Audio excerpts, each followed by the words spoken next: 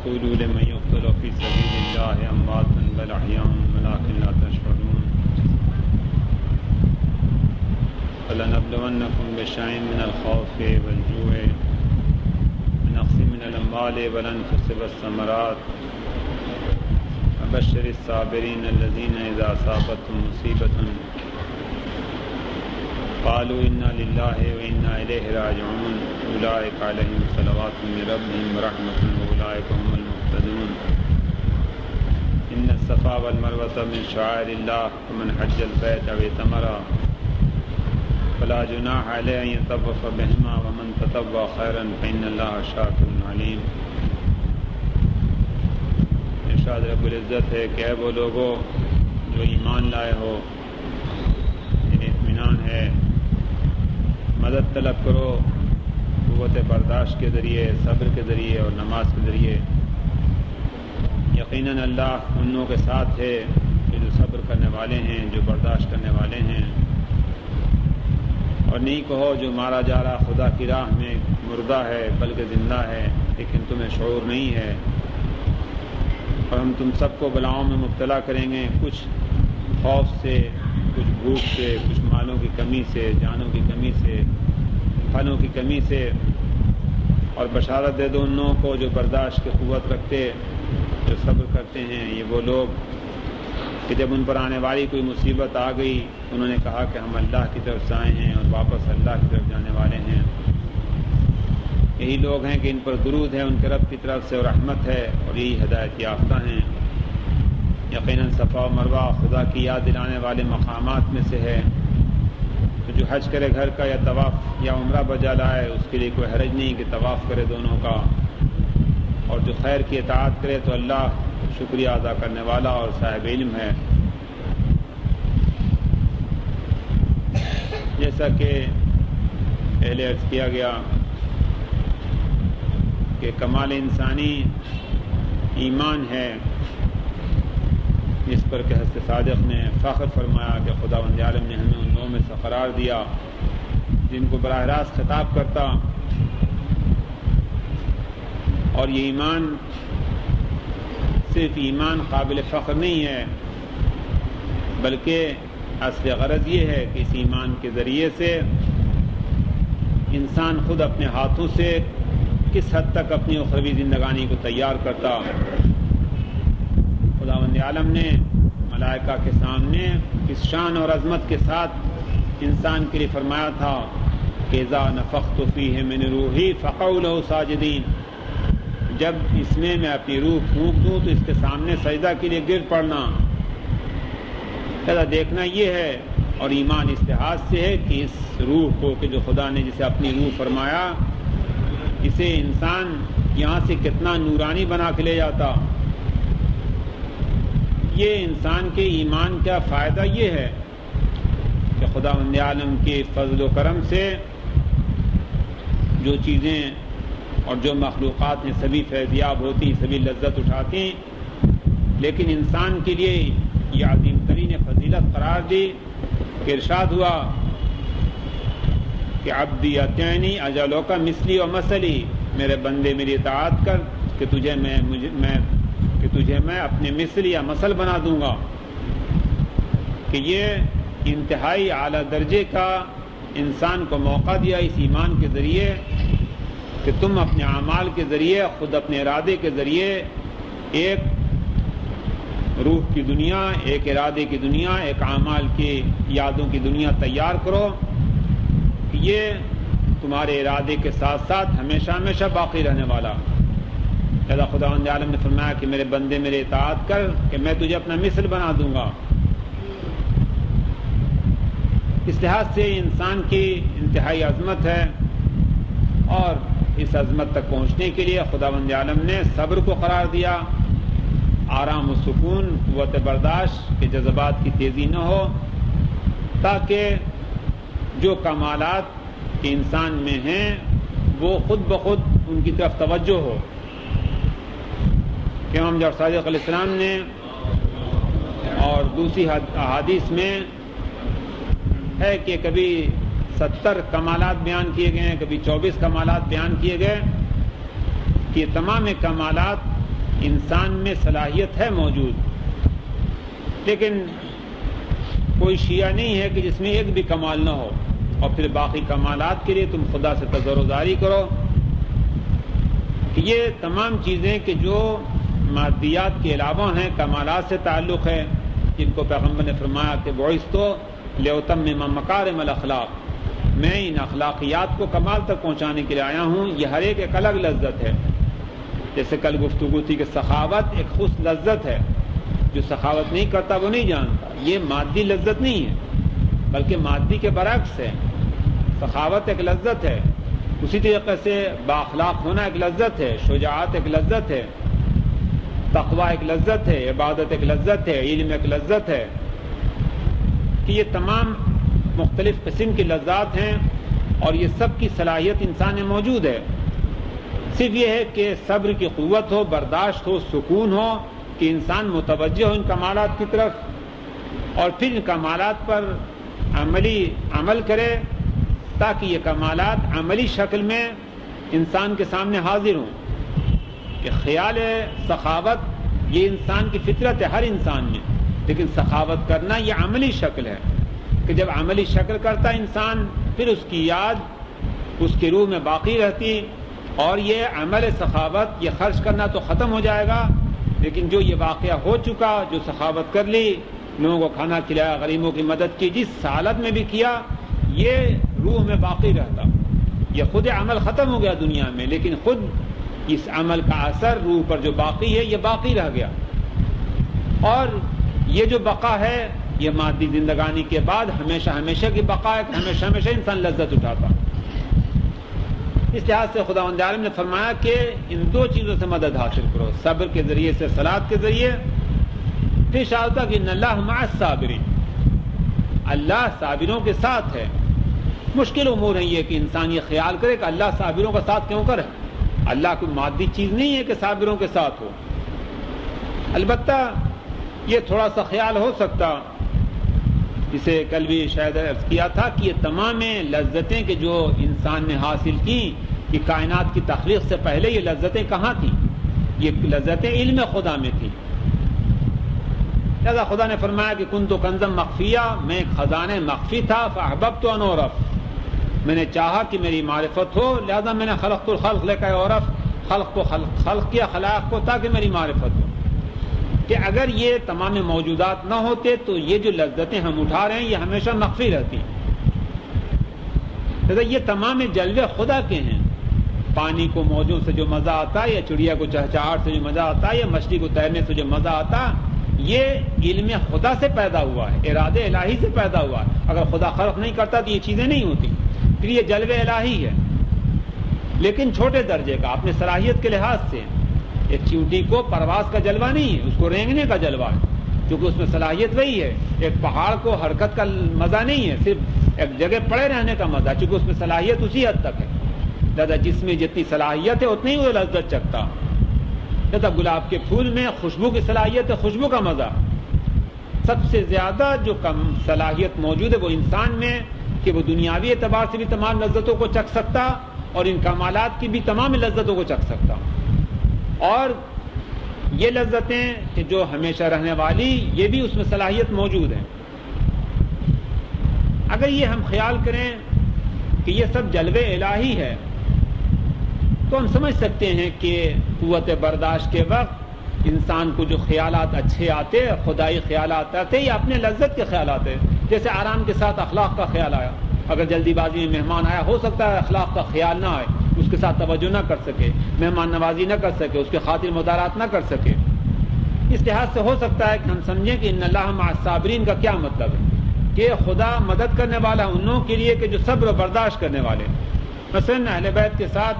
آپ خیال کر سکتے کہ انہوں نے صبر سے کام لیا، برداشت سے کام لیا کربلا کے واقعے کے بعد، تو خود بخود خدا کے ساتھ ہونے کا مطلب یہ ہے کہ خود بخود چونکہ قوت برداشت تھی، اس لیے ایسے امور کی طرف توجہ ہوئی کہ جو ان کے لیے کمال کا سبب تھا، جو فائدے کا سبب تھا، جو اثر کا سبب تھا۔ یعنی کہہ سکتے کہ خدا یہ چاہ رہا تھا کہ اس کے بعد ہو۔ مثلا جناب زینب نے 11 محرم کو تقریر کی، اس وجہ سے کہ آرام و سکون کے ساتھ تھی، آرام و سکون کے ساتھ تھی تو اس چیز کا خیال آیا۔ لہذا خدا جو چاہ رہا تھا وہ ان کے دل میں بات آئی کہ اس لحاظ سے ہم کہہ سکتے کہ ان اللہ مع الصابرین. پہلا ظاہر ہے کہ اللہ بدن کے لحاظ سے کہ صابروں کا ساتھ نہیں ہو سکتا، یا اللہ کے مقصد صفات الہی ہم نے کہ صفات خدا کی طرف توجہ ہوگی.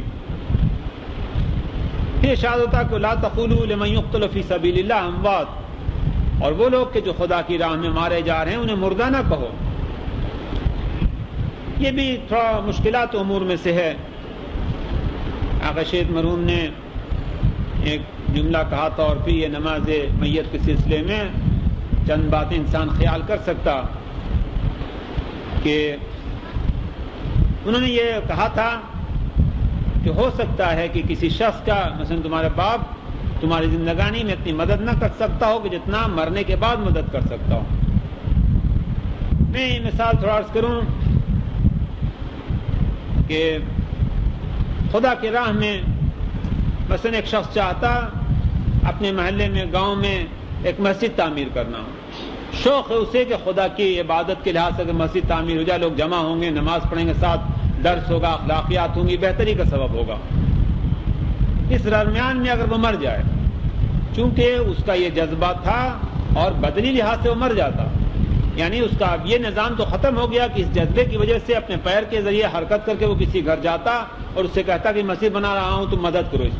یہ بدن کو تو نہیں استعمال کر سکتا، لیکن جیسا کہ ہماری گفتگو پہلے کی تھی کہ یہ اس کا ارادہ نہیں مر جاتا، یہ باقی، یہ صرف بدنی استعمال اس کا ختم ہو جاتا. لہذا بدنی استعمال سے جو عبادات کر سکتا تھا وہ نہیں کر سکتا، چل سکتا تھا وہ نہیں کر سکتا، لیکن یہ جذبہ یہ نہیں مر جاتا. لہذا جذبہ ہم مرنے کے وقت اپنا عبادات کے ذریعے سے جتنا اچھا کر لیں یہ ہماری دائمی زندگانی.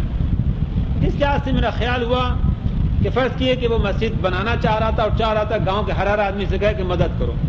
بدنی لحاظ سے ختم ہو گیا کہ اب بدن کو اپنے لیے آ سکتا اس جگہ پر، لیکن خود یہ ارادہ، یہ اس کی روح باقی ہے. ممکن ہے کہ یہ روح کا باقی ہونا کہ چونکہ اس میں یہ خیال تھا کہ میں فلاں فلاں جگہ کے جاؤں گا، فلاں فلاں آدمی سے کہوں گا، یہ ہو سکتا ہے کہ مرنے کے بعد اس کی روح ان لوگوں کے دلوں پر اثر انداز ہو اور انہیں خود بخود وہ مسجد بنوانے کی طرف توجہ ہو جائے کہ وہ بھی یہی چاہ رہا تھا کہ ان کے پاس جا کر کے اپنی باتوں کے ذریعے، زبان کے ذریعے، بدن کے ذریعے ان کو متوجہ کرے. اگر یہ موت واقع ہوتی بدنی لحاظ سے کام نہیں کر سکتا لیکن روح کے اعتبار سے قوی ہے.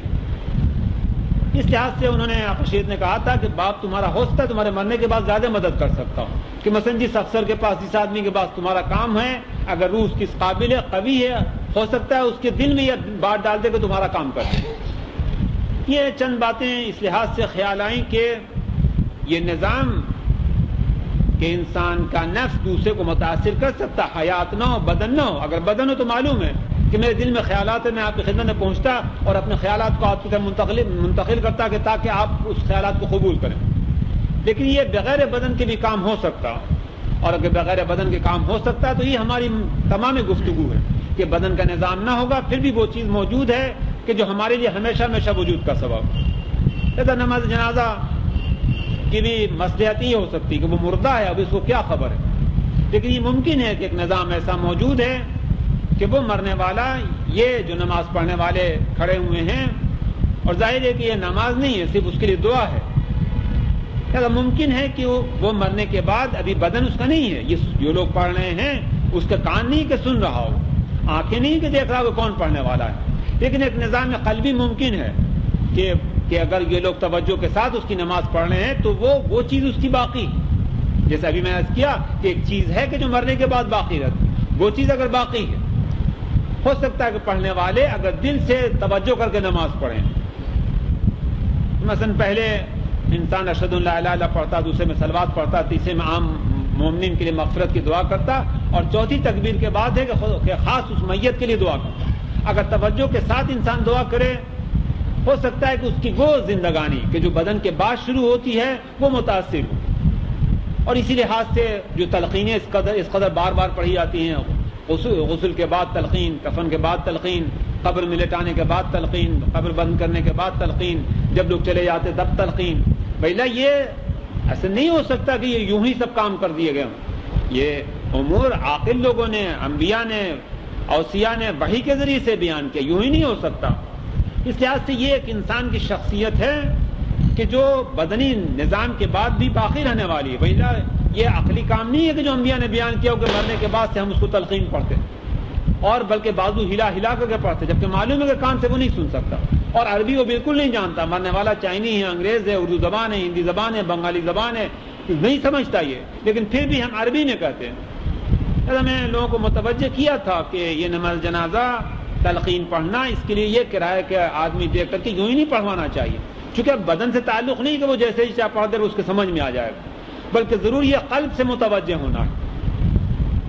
کہ مثلا یہ ممکن ہے کہ اگر انسان توجہ کے ساتھ تلقین میں جو چیزیں پڑھی جاتی ہیں اگر دل سے پڑھے کہ زبان سے جو پڑھ رہا ہے وہ اس کے کان میں نہیں جا رہا، اگر کان میں بھی جائے تو وہ عربی زبان نہیں سمجھتا، بیکار ہے یہ عمل، اور اس کو ہم ہلاتے بھی ہیں کہ وہ متوجہ ہو، جبکہ کان سے وہ نہیں سن سکتا ہے۔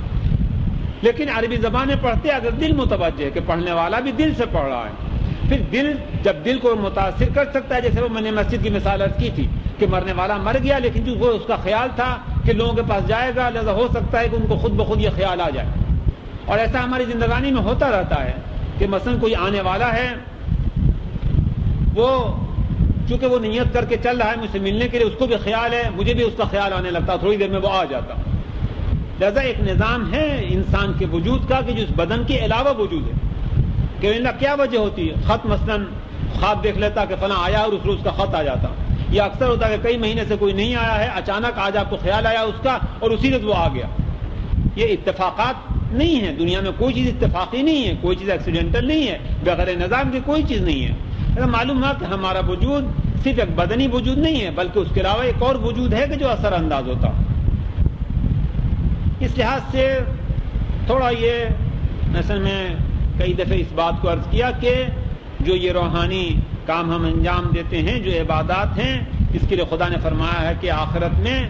فلا تعلم نفس ما اخفی لهم من قرۃ اعین، کسی نفس کو پتہ نہیں ہے کہ ان کے لیے کیا خوشیاں چھپی ہوئی ہیں، کہ یہ ہم صرف دعوے کے طور پر کہتے ہیں، قرآن نے صرف دعوے کے طور پر کہا کہ تم اندازہ نہیں کر سکتے کہ یہی نماز آخرت میں کتنی لذت بخش ہوگی۔ تھوڑی سی مثال ہے کہ جو قابل توجہ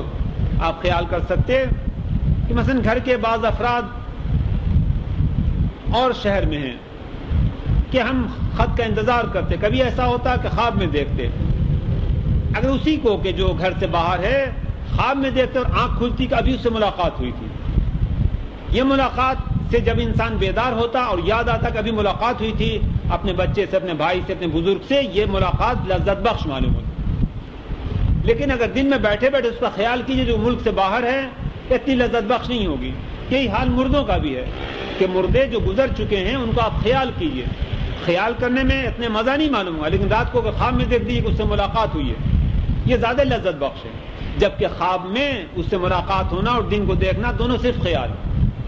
دونوں میں کوئی فرق نہیں ہے۔ رات کو کوئی آنکھ نہیں ہے کہ جس سے آپ دیکھتے ہیں، رات میں سب آنکھ بھی بند ہوتی، وہ بھی صرف خیال ہے، دن میں بھی صرف خیال ہے۔ فرق صرف یہ ہے کہ دن کو جب آپ خیال کرتے ہیں بدن کے ساتھ شامل ہے، اس بدن کی وجہ سے اس کے خیال میں اتنی لذت نہیں ملتی، لیکن رات کو چونکہ بدن کا کام ذرا ضعیف ہو جاتا، بدن خوابیدہ ہے، کام کم کر رہا ہے، لہذا خواب میں جب اس کو دیکھتے ہیں تو لذت زیادہ ہے۔ ان امور سے غرض یہ ہے اس بات کی طرف متوجہ ہونا کہ یہ چیز صرف آخرت کے لحاظ سے نہیں ہے، بلکہ دنیا میں بھی ایک حقیقت وجود ہمارا ہے کہ جس کا بدن سے الگ تعلق ہے، اور یہ دنیاوی اعتبار سے بھی اخبارات میں آتا رہتا۔ رئیس امروی نے بھی 2-3 مہینہ قبل جو کبھی کبھی عرفانیات پر لکھتے ہیں، اور آج کل کئی مرتبہ انہوں نے آیت اللہ منتظری کی کتاب سے نقل کیا، 2-3 روز پہلے بھی تھا، انہوں نے بھی یہ لکھا تھا، یہ مجھے معلوم نہیں لیکن یہ ان کا بیان ہے کہ جو جنگ میں چھپا تھا، کہ آپ کسی دوست سے طے کیجئے رات کو 2 بجے 3 بجے اپنے گھر میں بیٹھ کر کے، اور آپ طے کیجئے کہ 10 سے 20 تک کے اعداد آپ گنیں گے، اور اس سے کہیے کہ تم بھی اسی وقت متوجہ ہونا اتنے ہی بجے کہ میں 10 سے 20 تک کے اعداد گنوں گا۔ یہ دعویٰ ہے ان کا، میں نہیں جانتا اس چیز کو، لیکن بہرحال نظام صحیح ہے کہ آپ مثلا 10 کے بعد 14 کہیے، 14 کے بعد 15 کہیے، 15 کے بعد 17 کہیے، اور اس طریقے سے پریکٹس کیے 2-4 روز میں، کچھ دنوں کے بعد سے جو آپ عادات کہیں گے وہ خود بخود اس سے خیال انہی عادات کا آئے گا، کہ وہ انتظار کرا کہ آپ کا پیغام کیا ہے۔ اگر آپ 10 کہیں گے اس سے خیال 10 کا آئے گا، اس کے بعد آپ 14 کہیں گے اس سے خیال 14 کا آئے گا، آپ 17 کہیں گے 17 کا خیال آئے گا، کہ یہ ایک اور نظام ہے کہ جس سے بغیر بدن کے ہم دوسرے کو متاثر کر سکتے ہیں۔ یہ ہمیں معلوم نہیں کہ یہ صحیح ہے کہ نہیں ہے، لیکن بہرحال یہ نماز میت کے سلسلے میں یا تلقین پڑھنا یا اور امور کے لحاظ سے یہ چیز معلوم ہوتی کہ ہمارے اندر ایک اور وجود ہے، اور غرض یہی عرض کرنے کی ہے کہ انسان کا یہ بدنی نظام ختم ہو جائے گا، لیکن ایک اور وجود ہے کہ جسے خداوند عالم نے فرمایا ہے سورہ واقعہ میں لیکن لقد قدرنا بینکم الموت، کہ ہم نے موت تمہارے درمیان مقدر کر دی، وَنُنْشِئُكُمْ فِيهِ مَا لَا تَعْلَمُونَ، اور ہم تمہاری ایک اور نشوما کر رہے ہیں ایک ایسی چیز میں جس کا تمہیں علم نہیں۔ یہ وجود کون سا وجود ہم سمجھ نہیں سکتے ہیں۔ یہ کون سا وجود ہے جو خواب دیکھتا ہے؟ یہ کون سا وجود ہے کہ جو کسی تلقین پڑھنے میں ادھر متوجہ ہو رہا ہے؟ یہ ہم نہیں سمجھ سکتے ہیں۔ یہ کون سا وجود ہے کہ جو تلقین میں سن رہا ہے؟ بدنی وجود تو ہم جانتے تھے کہ کان کے ذریعے سن رہا تھا، لیکن اب کہ جب وہ مر چکا ہے کون سا وجود سننا ہم نہیں سمجھ سکتے۔ اس لیے نہیں سمجھ سکتے کہ حضرت علیہ السلام اور پیغمبر نے دونوں نے فرمایا کہ من عرف نفسہ فقد عرف ربہ، جو اپنے نفس کو سمجھ جائے اور رب کو سمجھتا ہے، کہ یہ چیز نہیں سمجھ میں آتی کہ کیا چیز ہے، لیکن یہ ایک وجود ہے۔ جب یہ ایک وجود ہے اس بدنی زندگانی میں، یہ وجود موجود ہے، اسی کے بارے میں تمام گفتگو اسی کے لیے تھی کہ بلا لقد علمتم النشأۃ الاولیٰ فلولا تذکرون، تم نے ایک نشو و نما دیکھی ہے تو کیوں نہیں یاد کرتے ہو؟ جب خداوند عالم قادر ہے اس بدن کی نشو و نما پر، ایک نظام پر، تو پھر اسی طریقے سے اس پر بھی قادر ہے کہ وہ بھی ایک وجود ہے کہ جو مثلا عبادات کے ذریعے سے بڑھتا جاتا، یا جس کے لیے عرض کیا تھا کہ محمد باقر السلام نے ارشاد فرمایا کہ ایک سفید نقطہ ہے کہ جو پھیلتا جاتا، یا گناہان ہے تو اگر سیاہ نقطہ ہے کہ پھیلتا جاتا، یا پیغمبر نے اس کو اعمال کی شکل میں کہا کہ خود یہ ایک وجود ہے۔ صرف فرق یہ ہے کہ یہ وجود جب تک ہماری زندگانی ہے اس وجود کو ہم نورانی بنا سکتے ہیں، جیسے حضرت حور علیہ السلام کہ 9 محرم کو یہ وجود ان کا انتہائی تلخ وجود تھا، یہ خود احساس کہ 2 محرم کو میں نے امام حسین السلام پر سختی کی، ان کے خیمے اتارے، ان کو آگے نہیں بڑھنے دیا، یہ ان کے لیے سختی تھی۔ یہ وجود اندرونی تھا کہ جو سختی محسوس کر رہا تھا،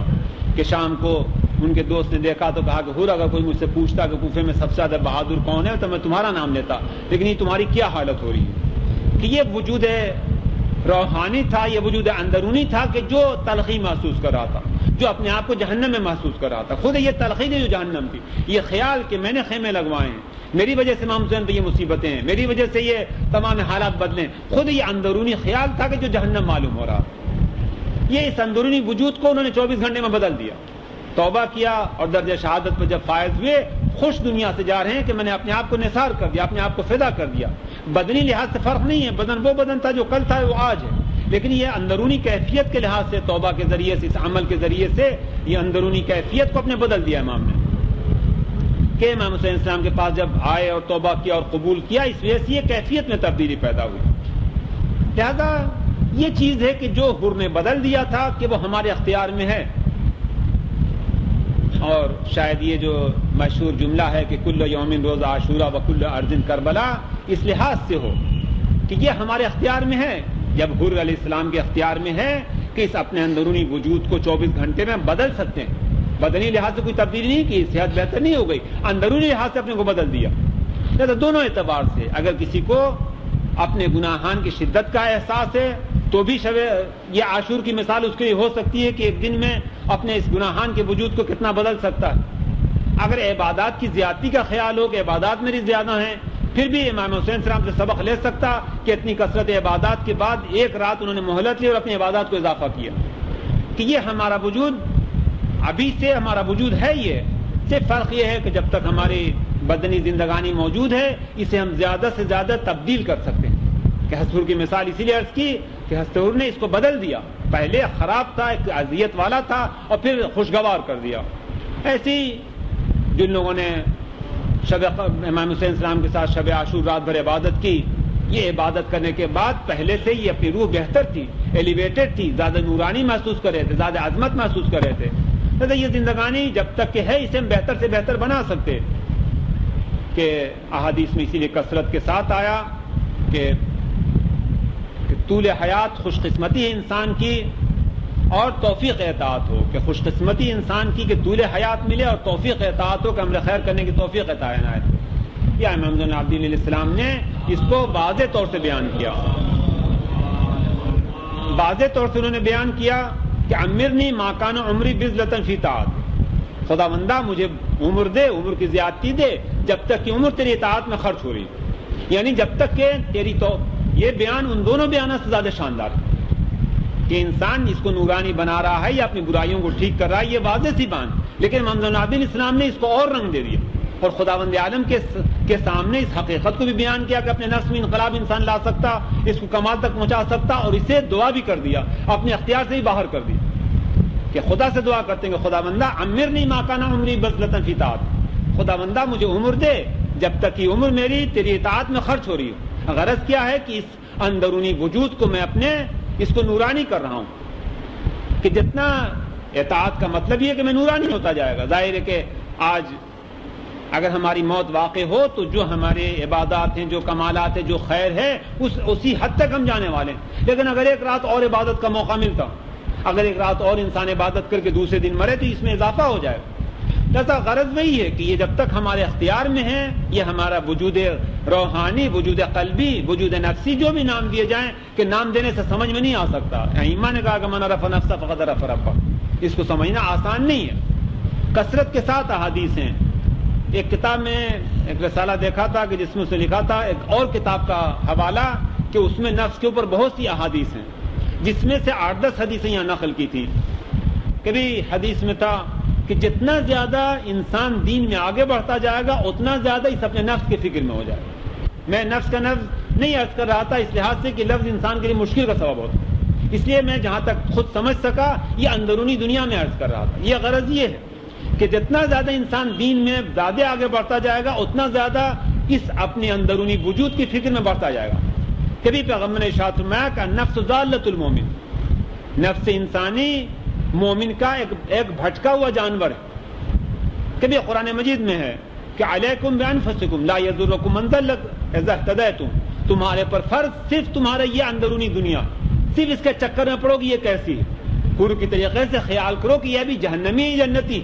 اپنے اعمال کے خیال کرو کہ پچھلے اعمال کی وجہ سے اسے کتنا جہنمی بنایا، کتنا جنتی بنایا. علیکم بانفسکم، تمہارا فرض صرف اپنا نفس ہے. اس اندرونی دنیا کے فکر کرو. لا یضرکم من ضل اذا اهتدیتم، تمہیں کوئی نقصان نہیں پہنچنے والا ہے جو گمراہ ہو.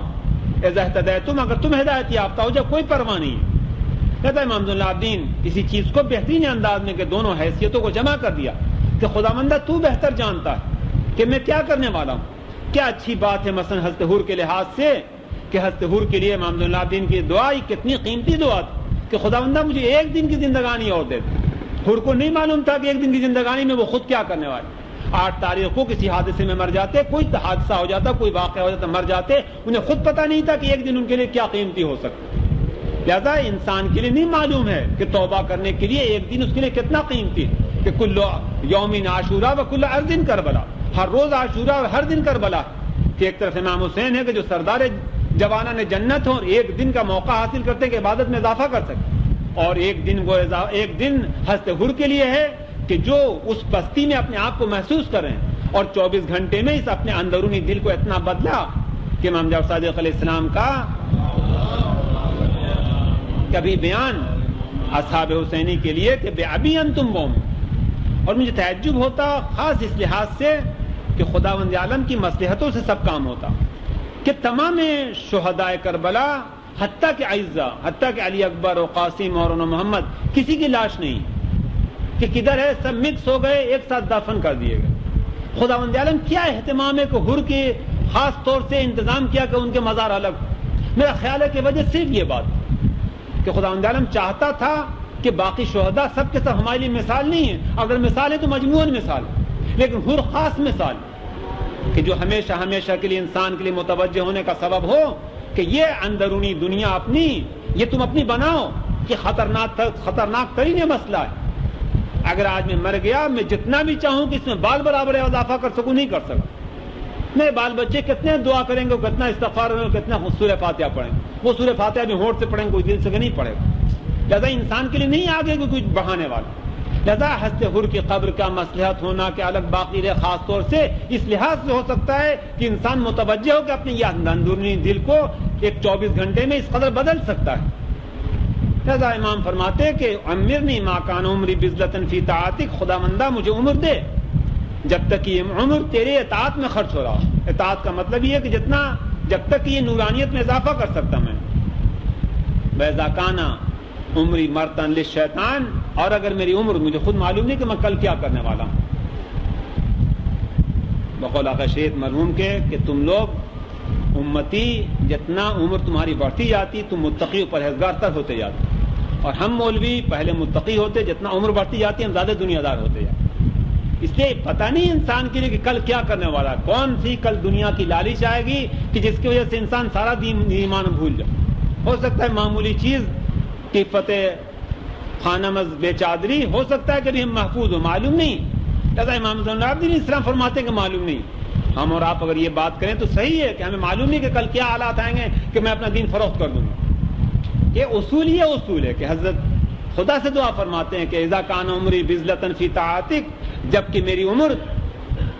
تیری اطاعت میں خرچ ہونے والی ہو تو مجھے تو عمر دے، طولانی عمر دے۔ وَإِذَا كَانَ مَرْتَانَ لِلشَّيْطَانِ، اور اگر میری عمر شیطان کی چراگاہ بننے والی،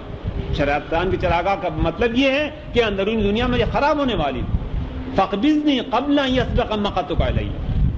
تو خدا بندہ اگر یہ شیطان کی چراگاہ بننے والی میری اندرونی دنیا، فَاقْبِضْنِي، مجھے قبض ضرور کر لے، قبل يسبق مقتك علیہ، قبل اس کے کہ کہیں ایسا نہ ہو کہ اس شیطان کے چراگاہ کی وجہ سے کوئی میرا عمل بد ہو کہ جس کی وجہ سے تیرا غضب مجھ پر آئے، کہ اگر غضب آ گیا وہ میری تکلیف دہ چیز ہے۔ اس لحاظ سے یہ اس چیز کی طرف مسلسل خیال رہا کہ انسان کے اختیار میں ہے، اور دنیا میں ایمان کی طرف اور ان چیزوں کی طرف اصلاً اکثریت خیال نہیں ہے۔ جو خیال بھی ہے، جو دین کی طرف ہیں بھی، وہ سمجھتے کہ یہ خود بخود ہونے والا ہے، یہ اس مسئلے کو بھی خود بخود پر چھوڑ دیتے ہیں۔ اور آپ دیکھیے گا کہ دنیا میں ہوشیار اور عقل مند انسان وہ ہے جو خوب کمائے، خوب اچھا مکان ہو، خوب اچھے اس کے نہیں، خیال بھی اس کا یہ ہے کہ انشاءاللہ یہ خود ہو جائے گا کام، کہ خیال یہ ہے کہ جس طریقے سے دنیاوی زندگانی کے حیوانوں کی طریقے سے یہ ہماری اپنی زندگانی میں سب کچھ خود بخود ہو گیا، سورج خود بخود بن گیا، چاند خود بخود ہو گیا، ستارے خود بخود ہو گئے، اس طریقے سے آخرت کے بارے میں زیادہ خیال یہ ہے کہ خود بخود ہو جائے گا۔ اتفاقاً یہ غلط فہمی اور دھوکہ ہوا کہ انسان نہیں سمجھتا کہ خود بخود ہونے میں اور اپنے ارادے سے کرنے میں بہت فرق ہے۔ یہ ہمیشہ کی زندگانی خداوند عالم نے ارادے کی بنا پر رکھی ہے، اس لیے کبھی حدیث میں ارشاد ہوا کہ دنیا مزرعۃ الآخرۃ، دنیا آخرت کی کھیتی کا مقصد یہ ہے کہ خود سے انجام دینا، خود یہ لذت کا احساس نہیں ہے انسان کو۔ میں کئی روز عرض کیا، اس لیے آپ کی توجہ ہے کہ خود یہ خیال کہ میں یہ کام کر رہا ہوں یہ اور چیز ہے۔ میرے خداوند عالم نے دانت دیے، 2 ہونٹ دیے، آنکھیں دی، کہ قرآن مجید میں یہی نہیں الفاظ سے خدا نے اپنی نعمتوں کو ذکر کیا، یہ خود بخود ہے، لیکن خود میں اپنے ارادے سے نماز صبح کے لیے اٹھتا، یہ اپنا ارادہ، یہ اس میں انسان خلیفہ خدا ہے، خود انسان کو احساس نہیں کہ اپنے ارادے سے۔ شاید اکثریت لوگ دنیا میں اصل اس چکر میں پڑتے ہی نہیں، یہ دین اور آخرت اور نفسی مسئلے میں نہیں پڑتے، اور جو ہیں بھی دین کی طرف متوجہ اصل عملی طور سے ہی نہیں خیال ہے کہ اس کے لیے کام کرنا ہے۔ حضرت علیہ السلام نے اسی لیے فرمایا ہے کہ تم دنیا کے لیے اس طریقے سے کام کرتے جیسے معلوم ہوتا ہے کہ تمہاری ڈیوٹی قرار دی گئی ہے، اور آخرت کے لیے بالکل بے توجہ کہ جیسے خود خداوند عالم نے ذمہ داری لے لی ہے، جبکہ مسئلہ اس کے برعکس ہے۔ دنیا کے لیے خدا نے ذمہ داری لے لی کہ تمہارا روزی مقرر، آخرت کے لیے مقرر کیا کہ تمہاری ڈیوٹی ہے کہ یہ ڈیوٹی، جہاں تک میں سمجھنے کی حد تک عرض کر سکا کہ اس صورت سے کہ اپنے آپ کو بنا دینا۔ لہذا ممکن ہے کہ خداوند عالم کا یہ کہنا کہ لا تقولوا لمن يقتل فی سبیل اللہ، وہ لوگ کہ جو خدا کی راہ میں مارے جا رہے ہیں انہیں مردہ نہ کہو۔ کہ میں ایک مسجد کی مثال عرض کی کہ وہ ایک فی سبیل اللہ ہے، یا فرض کی ایک شخص نماز روزے کے لوگوں کو تلقین کرتا خلوص کے ساتھ، سبیل خدا چاہیے نا کہ اپنے نام و نمود کے لیے، اگر نام و نمود کے لیے اثر قلب پر نہیں ہوگا۔ حدیث میں ہے کہ جو دل سے بات کہی جائے گی وہی دل پر اثر کرے گی، کہ اگر وہ کوشش کرتا اور دوسرا اس کے مقابل میں آتا کہ یہ کیوں باتیں کرتے، چونکہ حق ہے، اس لحاظ سے اگر دوسرا مقابلے میں آئے گا باقی لوگوں پر خود بخود اثر ہوگا کہ چونکہ حق ہے، یہ بات نہیں ہے کہ اس میں کوئی کمال ہے، چونکہ حق ہے، خدا کے راستے پر ہے۔ اگر ایک شخص چاہتا ہے کہ گاؤں والوں کو متوجہ کرے کہ تم نماز پڑھو، یہ کوشش یہ کرتا، دوسرا اس کو مقابلے میں آئے، ضد کرے، اس کو روکنا چاہے، اس کو قتل کرنا چاہے کہ لمن یقتل فی سبیل اللہ، ہو سکتا ہے کہ وجہ یہ ہو کہ باقی لوگوں کو خود جوش آئے گا اگر اس کو قتل کیا گیا اس راستے میں، اگر اسلام راستے میں زحمت دی گئی خود بخود جوش آئے، ہم نہیں کہہ سکتے کیوں جوش آئے گا۔ اس وجہ سے تھوڑا سا مجھے مثال خیال آئی ایران کی کہ انقلاب اسلامی آیا کہ ہم اسلام پر عمل کریں گے، اور دنیا پوری مخالف ہو گئی کہ اس اسلام پر عمل کرنے کو ہم تباہ کر دیں۔ تم پرانے زمانے کے عالموں کے طریقے سے بیٹھ کر صرف مسجد میں مسئلہ بیان کرو، جن کی مرضی ہوگی عمل کریں گے، جن کی مرضی کو نہیں عمل کریں گے، تم حکومت سے تعلق نہیں رکھو۔ لہذا کوشش کی گئی کہ جتنا جو بھی صورت ہو اس کو ختم کرنے کی۔ میں نے بار بار کہا کہ یہ ہمارے دشمن نہیں، ایرانیوں کی دشمن نہیں ہے۔ آج ایرانی ان کے سامنے جھک جائے، یہ سب سے زیادہ ہماری مدد کرنے کے لیے، سب سے زیادہ ہماری فیور کرنے کے تیار، یہ دشمن ہے اسلام کے، کہ کوشش کی گئی کہ اسلام نافذ کریں، پورے ملک میں احکام اسلامی نافذ کریں، انہیں خطرہ ہے کہ وہ اسلام کے پیغمبر کے زمانے میں بیدار ہوا تھا تو آدھے یورپ کو ختم کر دیا. اور وہ کتاب میں نے عرض کی تھی کہ جس کا نام تھا 100، کہ اس میں لکھا تھا پیغمبر کے حالات میں کہ میں نے ان کو نمبر 1 کیوں دیا ہے. اور اس میں آگے چل کے کہا کہ اگر فرانس میں شکست نہیں ہو گئی ہوتی تو یہ آدھے پورے یورپ کو فتح کر چکے ہوتے. جیسا یہ ڈرتے ہیں اس اسلام کے لحاظ سے کہ اسلام نہ ہو. یہ اسلام سے کیا ڈرنا ہے؟ چونکہ خیال آتا کہ اسلام اس قدر فتوحات کر چکا، اس قدر انقلاب لا چکا، دنیا میں اتنا فائدہ ہو چکا، اس لحاظ سے اسلام سے ڈرتے ہیں. لیکن بظاہر دنیا میں ہی ہوا، ہم سے کوئی تعلق نہیں تھی، ہم تو صرف دور سے خبر پڑھنے والے، اس سے زیادہ تعلق نہیں تھا. لیکن ہم نے یہ معلوم ہوا کہ اس اسلام کو ختم کرنا چاہا، پوری دنیا کی کوششوں نے چاہا کہ اسے ختم کر دیں. اگر یہ خدا کے راستے پر تھا، ختم کرنا تھا، نتیجہ یہ ہوا کہ وہاں زیادہ جوش پیدا ہوا. خمینی نے کہا کہ یہ جنگ ہمارے لیے رحمت و نعمت، کہ وہ لوگ کہ جو انقلاب کے شروع میں ہو سکتا ہے کہ ان کی توجہات کمتر ہوں، جب ختم کرنا دنیا چاہتی زیادہ جوش آتا. اور اس جوش کا اثر ہوا، تمام دنیا میں اثر ہوا. آپ اپنے ملک میں دیکھیے کتنے نوجوانان ہیں کہ جو داڑھی رکھنے لگے، نماز پڑھنے لگے، گانا چھوڑ دیا، ٹی وی چھوڑ دیا، معرفتی کتابیں پڑھنے لگے، نہ کہانیاں پڑھنا چھوڑ دیا، یہ سب چھوڑ دیا. یہ کس چیز کی وجہ سے جوش آیا؟ یہاں پر کوئی تبلیغات نہیں کی گئی، وہ اپنے جنگ میں مصروف ہیں. یہ وہ چیز ہے کہ لا تقولوا لمن يقتل في سبيل الله اموات بل احياء، کہ جسے تم چاہتے ہو کہ ہم قتل کر دیں، ختم کر دیں، اگر خدا کے راستے میں ہے یہ زندہ ہے. تمہارا خیال ہے کہ تم ختم کر رہے ہو، لیکن جتنا ختم کرتے زیادہ جوش پیدا ہوتا، زیادہ توجہ ہوتی. بل احیاء ولکن لا تشعرون، لیکن تمہیں شعور نہیں ہے.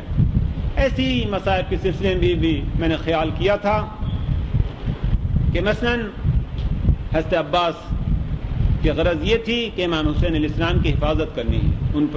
ان پر دشمنوں کو دور کرنا ہے. حقیقی ہو سکتا کہ یہی وہ جذبہ ہے کہ جو تھوڑا تھوڑا اثر انداز ہوا،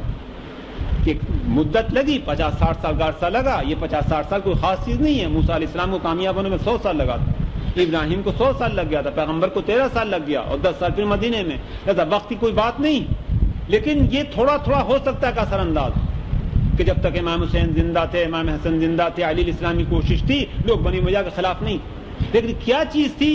وہی امت ہے. امام حسین اسلام کی حیات میں اتنا جوش نہیں آتا کہ لوگ مدد کرنے کے لیے، کوفے والے بیعت کر کے بھاگ جاتے ہیں کہ یہ نہیں ہے جوش ہے. کیا چیز ہے کہ 60 سال کے بعد اتنا جوش آیا کہ ایک بنی امیہ کو زندہ نہیں چھوڑنا؟ وہی امام حسین اسلام جب زندہ تھے، ان کے کمالات سامنے تھے، خیال تھا کہ پیغمبر کے نواسے نہیں جوش آتا لوگوں کے امام حسین کی مدد کرنے کی. لیکن شہادت کے بعد صرف ایک ان کے بیٹے امام العابدین، ان کے بیٹے زید، ان کے بیٹے یحییٰ، اور ان کی شہادت کے بنا پر کے بعد اتنا جوش آتا کہ تمام ملت کھڑی ہو جاتی، سب کے سب بنی امیہ کو ختم کرنے کے لیے تیار ہو جاتی. کیا چیز تھی کہ یہ قلوب میں اتنا انقلاب برپا؟ جبکہ امام العابدین اسلام کی پوری 35 سال کی زندگانی خاموشی کی تھی. کسی کے بعد انقلاب شروع، امام باقر اسلام کے زمانے میں انقلاب شروع ہو گیا تھا. اس لیے امام باقر اسلام اور صادق اسلام کے زمانے میں تبلیغات اسلامی زیادہ ہوئی، اسی زمانے میں انقلاب شروع ہو گیا. صرف امام العابدین اسلام کی 35 سال زندگانی. ممکن ہے کہ یہ وجہ ہو کہ اگر خدا کی راہ میں ہے اور اسے مارا جائے تو خود بخود قلوب پر اثر ہوتا ہے. یہ خود بخود قلوب پر اثر، یہ ملت اسلامی کو جو حسین کو مار رہی اور کہیں سے کوئی آواز نہیں بلند ہوتی. اور یہ ملت اسلامی ہے کہ جو 60 سال کے بعد حسین کے دشمنوں کے خلاف کھڑی ہوتی اور ایک بچے کو زندہ نہیں چھوڑ. یہ کیا وجہ سے دنوں پر اثر ہوا؟ کہ میں نے عرض کیا کہ ابھی حکومت اسلامی کو ختم کیا گیا، دنیا کا کوئی ملک نہیں ہے کہ جس میں انقلاب اسلامی نہ آ گیا. یہ کوئی تبلیغات کی نہیں بھیجی ہیں. یہ ملک ہمارے جیسے پہلے امریکہ کے انڈر میں تھے ابھی بھی ہیں، جیسے پہلے انگریزوں کی غلامی میں تھے ابھی بھی ہیں، یا اور دوسرے ملکوں کی غلامی میں، تمام جگہوں پر. لیکن ہر جگہ اسلامی انقلاب. مصر کے بارے میں 10 روز پہلے آپ نے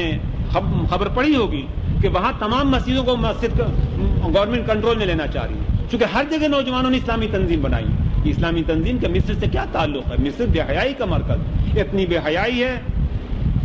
کہ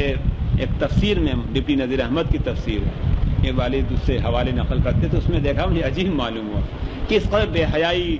مصر میں ہے کہ اس تفسیر کے حاشیے میں ڈپٹی نذیر احمد نے لکھا ہے کہ یہ ملک میں اتنا بے غیرت ہے کہ چونکہ شیر باغیرت جانور ہے لہذا شیر یہاں پیدا ہی نہیں ہوتا، اور اگر عجائب خانے میں باہر کے ملکوں سے لایا جاتا تو کبھی یہاں زندہ نہیں رہ سکتا، جب لایا جاتا مر جاتا. اس قدر بے غیرت جگہ، اور اس جگہ پر اسلامی انقلاب ہے. انڈونیشیا میں اسلامی انقلاب ہے، اور کون کون سے ممالک ہے. کوئی جگہ نہیں ہے کہ جہاں پر ایک گڑبڑ نہ ہو، جہاں پہ ایک جوش و خروش نہ ہو. ہو سکتا ہے یہ خیال ہے کہ جو خدا فرما رہا کہ جو خدا کے راستے میں اگر اسے قتل کرنا چاہو گے تو زندہ ہے، لیکن لا تشعرون، تمہیں شعور نہیں. سوات پہ محمد والے کہ کربلا کے اس واقعے کا اثر ہم نہیں کہہ سکتے کہ کن کن واقعات کی وجہ سے ہوا، کن کن چیزوں کا اثر ہوا۔ تعجب ہوتا کہ یہ واقعات ہم تک پہنچے کیسے، کہ امام حسین علیہ السلام کے بارے میں ہے کہ ایک آواز استغاثہ پر حضرت زینب نے کہا کہ بھیا آپ کی آواز استغاثہ سن کر علی اصغر اپنے آپ کو جھولے میں نہیں رہنے دیتے، کہ آواز کا کیا اثر ہو رہا ہے۔ امام نے ہاتھ میں لیا، جیسا کہ سنتے چلے آتے اس لحاظ سے یہ مسائب ہیں کہ لے کر کے آیا، کہا لوگوں سے کہ اگر تمہارے خیال میں میں گنہگار ہوں تو اس کم سن شیر خوار نے کوئی قصور نہیں کیا، اس کی ماں کا دودھ خشک ہو چکا، تھوڑا سا اسے پانی پلا دو۔ لیکن جب دیکھا کہ دیر تک اس کا اثر نہیں ہوا تو علی اصغر کو زمین پر رکھ دیا اور کہا کہ تم لوگ اگر سمجھتے ہو کہ اس بہانے میں پانی پی لوں گا تو لو اپنے ہاتھ سے آ کر کے پلا دو۔ دیکھا کوئی اثر نہیں ہے، ہاتھ میں اٹھا لیا، کہا کہ بیٹا تم بھی حجت خدا کے فرزند ہو، اپنی حجت تمام کر دو۔ کہ علی اصغر نے سوکھی زبان اپنے سوکھے ہونٹوں پر پھرانی شروع کی۔ یہ باتیں ہو سکتا ہے امام حسین نے کسی سے بیان کی ہوں، بہرحال مصائب کے سنتے چلے آتے کہ حجت خدا کے فرزند ہو، تم بھی اپنی حجت تمام کرو۔ کہ سوکھی زبان اپنے سوکھے ہونٹوں پر پھرانا شروع کیا کہ جس سے دشمن کے جن لوگوں کی نظر پڑی وہ بھی منہ پھیر پھیر کر کے رونے لگے۔ کہ عمر سعد نے ہرملہ سے کہا کہ ہرملہ اقطع کلام الحسین، کلام حسین کو قطع کر دے۔ میں نے عرض کیا تھا کہ ہرملہ نے 3 تیر کربلا میں پھینکے ہیں کہ جو قیامت تک اتنے سخت تیر اس دنیا میں کسی روح کے لیے نہیں دیکھے گئے ہوں گے۔ ایک عباس علیہ السلام کے سینے پر، ایک عبداللہ ابن حسن کے جو چچا کی گود میں شہید ہوا، اور تیسرا مشہور ترین یہ تیر یہ ہرملہ کا ہے کہ جس کی وجہ سے عمر سعد نے کہا کہ اقطع کلام الحسین، کلام حسین کو قطع کر دے۔ کہ فانقلب الصبی علی ید الامام، بچہ امام کی گود میں منقلب ہوا اور امام نے ننھی سی قبر کھود کے اصغر کو گاڑ کے، یا کہ شاعر نے اس طرح متوجہ کیا نہ جانے رباب کو کہو کر جا کر کے خبر دی ہوگی، لیکن صرف ایک بات سے مجھے خیال آتا کہ جب رخصت آخری کے لیے سید سجاد کی خدمت میں پہنچے تو کہا کہ بیٹا جب قید شام سے چھوٹ کر جانا تو میرے شیعوں کو سلام کہنا اور کہنا کہ جب ٹھنڈا پانی پیئیں میری پیاس کو یاد کریں کہ مستحب ہے پانی پینے کے بعد خیال پیاس امام حسین کرنا، پڑھنا کچھ نہیں، صرف خیال پیاس امام حسین کرنا، یہ خود مستحبات میں سے ہے۔ کہ فرمایا کہ بیٹا جب قید شام سے چھوٹ کر جانا